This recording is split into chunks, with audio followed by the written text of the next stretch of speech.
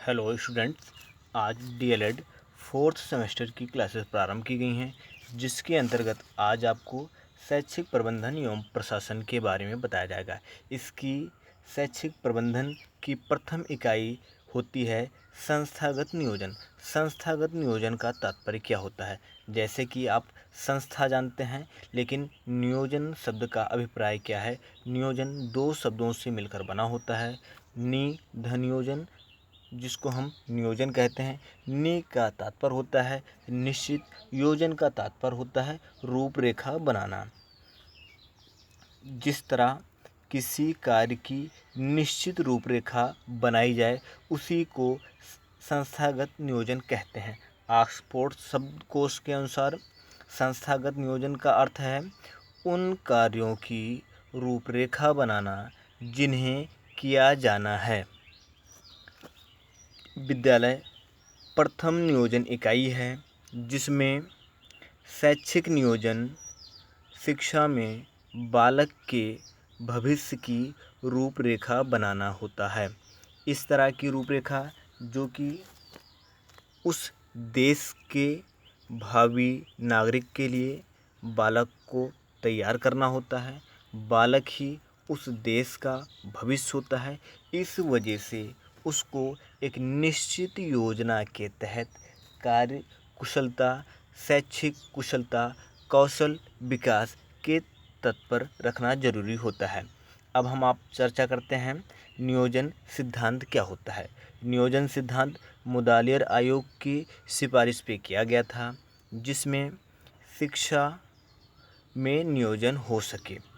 यह नियोजन पेरिस में 6 अगस्त 1968 को अंतर्राष्ट्रीय सम्मेलन के आधार पर शिक्षाविदों ने यह प्रस्तावित किया था कि शिक्षा के क्षेत्र में ऐसी रूपरेखा तैयार की जाए जिससे कि नियोजन शब्द का प्रयोग शिक्षा के क्षेत्र में किया जा सके। नियोजन शब्द का अभिप्राय है स्पष्ट, प्रभावी, लचीला प्रक्रिया, विशिष्ट समूहों, संगठनों की सहभागिता, निरंतर मूल्यांकन, समय आवश्यकता, परिस्थितियों के अनुसार। अब आपको जानना होगा नियोजन सिद्धांत में अस्पष्ट क्या है, अस्पष्टता क्या होती है। जो अस्पष्टता की बात कही जाती है, नियोजन उस कार्य को करने के लिए अहम भूमिका अदा करता है जो एक निश्चित समय के अंतर्गत किसी भी कार्य को संपन्न किया जा सके, जिसके लिए एक निश्चित भूभाग होती है और उसको 3 भागों में बांटा गया है: लघु,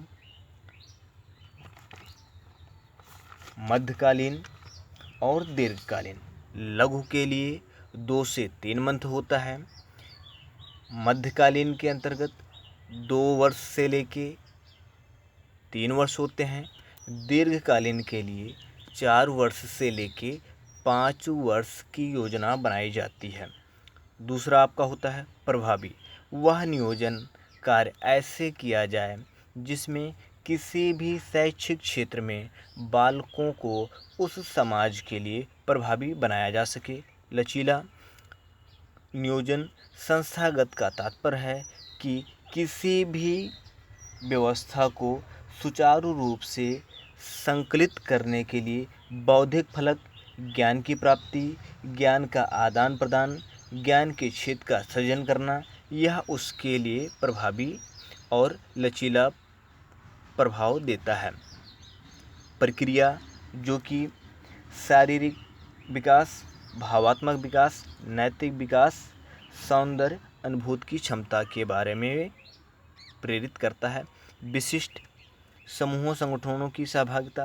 विशिष्ट जो विषय क्षेत्र कार्य प्रक्रिया के अंतर्गत विशिष्ट होते हैं, उनमें अपने कार्य की कुशलता को बढ़ाने के लिए विशिष्टता दी जाती है।